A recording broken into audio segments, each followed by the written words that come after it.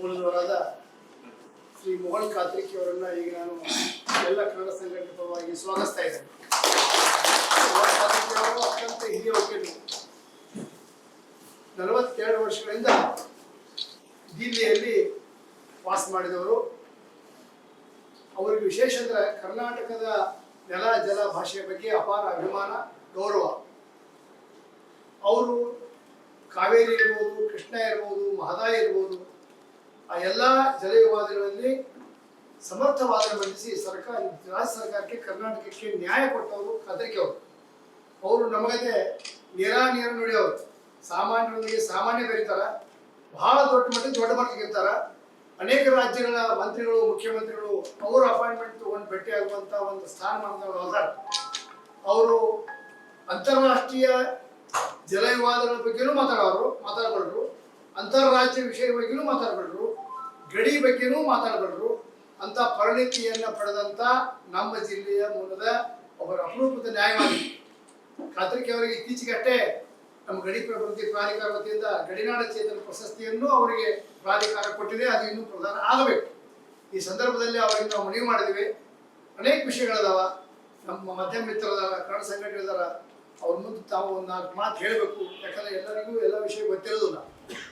ಇದು ಕರ್ನಾಟಕ ಗೋವಾ ರಾಜ್ಯದ ನಡುವೆ ಇರುವ ಒಂದು ವಿವಾದ. ಮಹದಾಯಿ ಬೇಸಿನ್ ಕರ್ನಾಟಕದಲ್ಲಿ about 45 TMC of water generate ಆಗ್ತದೆ. ಕೆಳಗಡೆ ಹೋಗಿ ಅಲ್ಲಿ ಭಾಳ ಜನ್ರೇಟ್ ಆಗ್ತದೆ.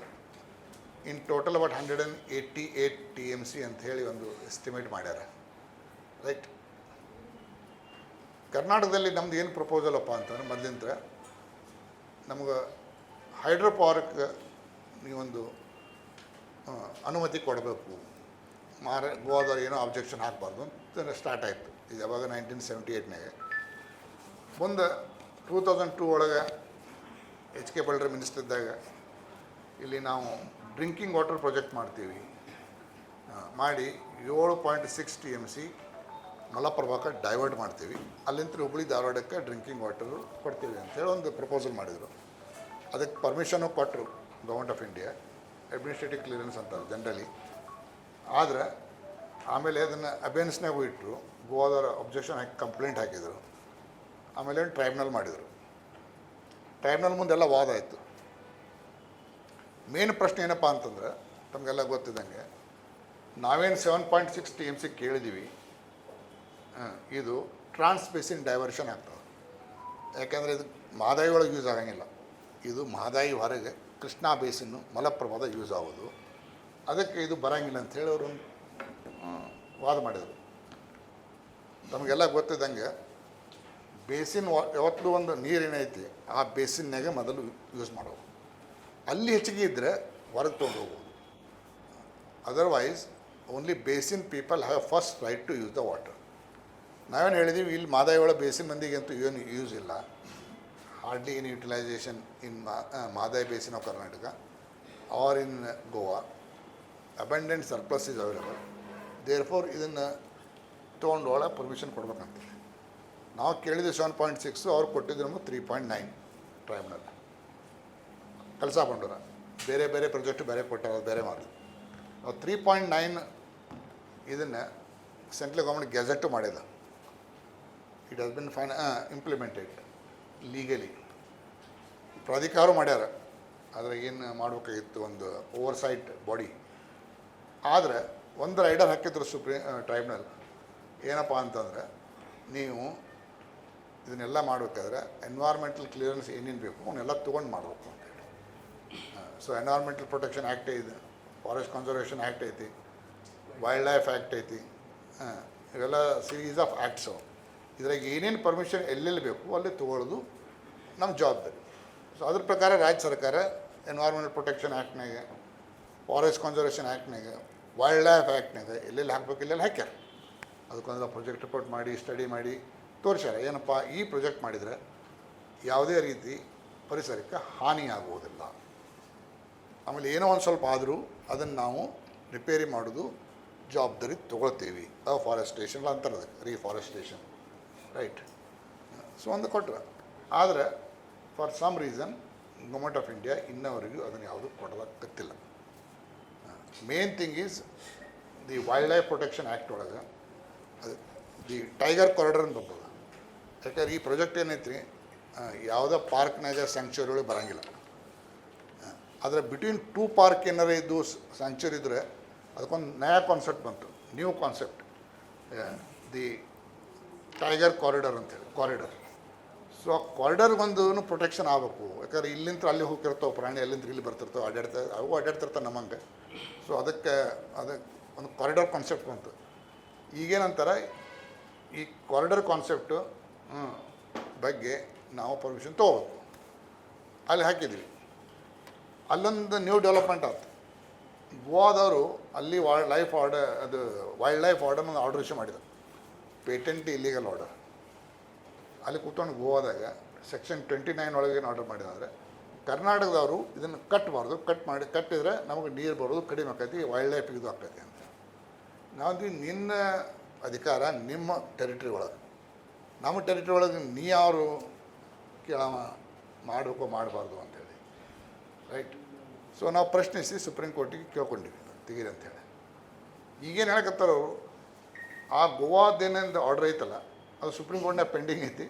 ಅದು ಪೆಂಡಿಂಗ್ ಇರೋ ಮಟ್ಟ ನಾವು ಇದನ್ನು ಏನು ಮಾಡೋಂಗಿಲ್ಲ. ಅಲ್ಲಿ ಸುಪ್ರೀಂ ಕೋರ್ಟ್ದವ್ರು ಸ್ಟೇ ಕೊಟ್ಟಾರ ಇಲ್ಲ. ಆ ಗೋವಾದವ್ರು ಆರ್ಡ್ರ್ ಏನು ಪಾಸ್ ಮಾಡ್ಯಾರೆ ಪೇಟೆಂಟ್ಲಿ ಇಲ್ಲಿಗಲ್ಲು. ನೀವು ಕೇಂದ್ರ ಸರ್ಕಾರ, ನಿಮಗೆ ಆರ್ಟಿಕಲ್ 250 ಒಳಗೆ ಪವರ್ಸ್ ಅದಾವು, ಒಂದು ರಾಜ್ಯ ಇನ್ನೊಂದು ರಾಜ್ಯದಾಗ ಕೈ ಹಾಕಬಾರ್ದು ಅಂತೇಳಿ. ಇಲ್ಲಿ ಹಾಕ್ಯಾರ, ಅದನ್ನ ಯಾಕೆ why do take cognizance of it? Why do take cognizance of it? First of all you give direction, it your central act. ನಮ್ಮ ಆ್ಯಕ್ಟ್ ಈ ರೀತಿ ದುರುಪಯೋಗ ಮಾಡ್ಕೋಬಾರ್ದು. ಗೋವಾದವರು ವೈಲ್ಡ್ ಲೈಫ್ ಆ್ಯಕ್ಟ್ ಯಾರು ಮಾಡಿದ್ದು? ಸೆಂಟ್ರಲ್ದವ್ರು ಮಾಡಿದ್ದು. ಇವ್ರು ಇಂಟರ್ಪ್ರಿಟ್ ಮಾಡ್ತಾರೆ ಗೋವಾದವರು ಅದನ್ನು. ಸೊ ಮಾಡಬಾರ್ದು ಅಂತೇಳಿ ಹಾಕ್ರಂತ ಕೇಳ್ಕೊಬೇಕು ನೀವು. ಸೊ ಅದನ್ನು ನಡೆದೈತಿ, this is all. But some of the matter is really stuck for long time. ಇದಕ್ಕೆ ನೆಸಸರಿ ಪ್ರೆಷರ್ ಏನಾಗಬೇಕು ಆಗಬೇಕು, ಜನರಂತೂ ಆಗಬೇಕು, ದಿ ರಾಜ್ಯ ಸರ್ಕಾರಂತೂ ಆಗಬೇಕು. ಸೊ ಈ ಒಂದು ಅಡೆತಡೆಗಳೇನದಲ್ಲ ಇವನು ತೆಗೆದ್ರೆ ಮುಂದೇನು ಇಂಪ್ಲಿಮೆಂಟ್ ಮಾಡೋದೇನು ದೊಡ್ಡ ಮಾತಿಲ್ಲ, ಅದೇನು ಫಾಸ್ಟಾಗಿ ಆಗಿಬಿಡುತ್ತೆ. ಆಲ್ರೆಡಿ ಕೆನಾಲ್ ಐತಿ, ಇಮಿಡಿಯೇಟ್ಲಿ ಒಂದು 2 TMC ಅಂತೂ ಟ್ರಾನ್ಸ್ಫರ್ ಆಗಿಬಿಡ್ತೈತಿ. 3.9 ಒಂದು ಕಪಲ್ ಆಫ್ ಇಯರ್ಸೇ ಆಗಿಬಿಡ್ತೈತಿ. ಸೊ ಅದಕ್ಕೆ ರಾಜ್ಯ ಸರ್ಕಾರ ಇದಕ್ಕೆ ಕನ್ವಿನ್ಸ್ ಮಾಡಿ ಅವರಿಗೆ, ಕೇಂದ್ರ ಸರ್ಕಾರದ ಇಲ್ಲಿ ಯಾವುದೇ ಕಾನೂನು ಅಡೆತಡೆ ಇಲ್ಲ, ನೀವು ಮಾಡ್ಬೇಕಂತ ಹೇಳಿ ರಿಕ್ವೆಸ್ಟ್ ಮಾಡೋದು. ಅವರು decision then either taking this side or not that side, sitting over it. This is creating a problem. Very unfortunate. Mahadayi ವಿಷಯ ಕೊಟ್ಟು ನಮ್ಗೆ ಏನು ಕ್ಲಿಯರ್ ಐಡಿಯಾ ಇಲ್ಲ ಸರ್. ಒಬ್ಬರು ಅವ್ರು ಏನು ಹೇಳ್ತಾರೆ ಸರ್, ಗೋವಾದ ಒಂದು NGO ಪಿಟಿಷನ್ ಇರ್ತದೆ, ಗೌರ್ಮೆಂಟ್ ಪಿಟಿಷನ್ ಅಲ್ಲ, ಒಂದು ಇನ್ನೊಂದು ಇನ್ಕ್ಲೂಡ್ ಮಾಡಿದ್ರಲ್ಲ, ಅವರು ಕರ್ನಾಟಕ ಸುಳ್ಳು ಹೇಳ್ತಾ ಇದ್ರೆ ಇದು ಡ್ರಿಂಕಿಂಗ್ ವಾಟರ್ ಪ್ರಾಜೆಕ್ಟ್ ಅಲ್ಲ ಅಂತ ಆರ್ಗ್ಯೂ ಮಾಡಿದ್ದಾರೆ ಅಂತ ಅವ್ರು ಹೇಳ್ತಾರೆ. ಅದು ಏನಾಗ್ತದೆ ಅವೆಲ್ಲ ಕನ್ಸಿಡರ್ ಮಾಡಿದ್ರಿ ಟ್ರೈಬ್ಯುನಲ್ನಲ್ಲಿ, ಅವೆಲ್ಲ ಕನ್ಸಿಡರ್ ಮಾಡಿ ಡ್ರಿಂಕಿಂಗ್ ವಾಟರ್ಗೆ ಎಷ್ಟು ಬೇಕೋ ಅದು ವಿಚಾರ ಮಾಡಿನೇ 3.9 ಕೊಟ್ಟಾರ ಟ್ರೈಬ್ಯುನಲ್. ಎಸ್, ಇದು ಆದಮೇಲೆನೆಲ್ಲ ಇರೋದು. ಅದೇನು ಅದೇನು ನಥಿಂಗ್ ಮಚ್ ಇನ್ ದ್ಯಾಟ್. ಅವ್ರು ರೇಸ್ ಮಾಡಿದ್ರು ಅದು. ಬಟ್ ನಾವು ತಿಳಿಸಿ ಹೇಳಿದ್ವಿ, ಇಷ್ಟು ಶಾರ್ಟೇಜ್ ಐತಿ, ಇಷ್ಟು ಬೇಕಾಗ್ತೈತಿ, ಆಮೇಲೆ ಇನ್ನೂ ಅದರ್ ಸೋರ್ಸ್ ಅಂತೆಲ್ಲ ತಿಳಿಸಿ ಹೇಳಿದ್ವಿ. ಅವ್ರು ಹೇಳಿದ್ರು ನಿಮ್ಮ ಕಡೆ ಬೇರೆ ಕಡೆ ಸೋರ್ಸ್ ಅದಾವು, ಕಾಳಿ ಐತಿ, ಅದನ್ನು ತೋರಿ ಅಂತೇಳಿ. ಬಟ್ ಅವನ್ನೆಲ್ಲ ತಿಳಿಸಿ ಹೇಳಿದ್ವಿ ನಾವು. ತಿಳಿಸಿ ಹೇಳಿದ್ಮ್ಯಾಗ ಒಂದು ಪರ್ಮಿಷನ್ ಕೊಟ್ಟರು ಟ್ರೈಬ್ಯುನಲ್.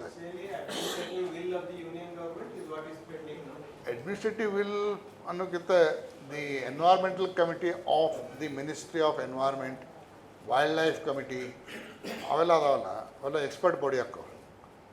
ಅವು expert body is really creating a problem. ಒಂದು ನೀವು ಹೇಳಿದ ಟೈಗರ್ ಕಾರಿಡಾರ್, ಇನ್ನೊಂದು that order by Goa order is creating a problem. Goa order ಸಲುವಾಗಿ ಟೈಗರ್ ಕಾರಿಡಾರ್ ಪರ್ಮಿಷನ್ ಕೊಡ್ಬಾರ್ದು. No, that fellow directed us, ನಮ್ದು ಆಫೀಸರ್ಗೆ, ಮ್ಯಾನೇಜಿಂಗ್ ಡೈರೆಕ್ಟ್ರಿಗೆ, this an order, don't do it ಮಾಡಿದ. ಇಂದೆಲ್ಲ ಪ್ರಶ್ನೆ ಬಂತು, ಮುಂದೆ ಏನಪ್ಪ ನೀವು ಮಾಡಿದ್ರಿ, ಅಲ್ಲಿ ಮ್ಯಾಜಿಸ್ಟ್ರೇಟ್ ಒಂದು ಕಂಪ್ಲೇಂಟ್ ಹಾಕೋಣ ಗೋವಾದ, you will take a warrant of arrest against of managing director. ಹಂಗೆ ಇಗ್ನೋರ್ ಮಾಡೋಕ್ಕೆ ಬರೋಂಗಿಲ್ಲ, ಯಾಕಂದರೆ ಆರ್ಡರ್ಸ್ ಆರ್ ಆರ್ಡರ್ಸ್. ಸೊ ಅದಕ್ಕೇನು ಮಾಡಿದ್ವಿ, ಒಂದು ಸ್ಟೇ ತೊಗೋಬೇಕಂತಂದ್ವಿ. ಇದು ಕೋರ್ಟ್ನಾಗ ಚಾಲೆಂಜ್ ಮಾಡಿದ್ವಿ. ಈ ಗೌರ್ಮೆಂಟ್ ಆಫ್ ಇವ್ರೇನಂತಾರೆ ಗೌರ್ಮೆಂಟ್ ಆಫ್ ಇಂಡಿಯಾದವರು ಅದನ್ನು ವಿಡ್ರಾ ಮಾಡಿರಿ ಅಂತಾರೆ. ನಾವು ವಿಡ್ರಾ ಮಾಡ್ತೀವಿ ರೀ, ಇನ್ನೊಂದು ಗ್ಯಾರಂಟಿ ಕೊಡ್ತೀರಿ ನಮಗೆ ಮ್ಯಾಗ ಏನು ಆ್ಯಕ್ಷನ್ ತೊಗೊಳಿಲ್ಲ ಅಂತ. ನಾಳೆ ಸರಾಸರಿ ಮ್ಯಾನೇಜಿಂಗ್ ಡಾಕ್ಟರ್ ಇಟ್ಕೊಂಡು ಹೋದ್ರೆ ಹಾಂ ಕೌಂಟರ್ ಕಂಪ್ಲೇಂಟ್ ಇಲ್ಲಿ ನಮ್ಮ ವಾರ್ಡನ್ನ ಸ್ಟಾರ್ಟ್ ಮಾಡೋದು.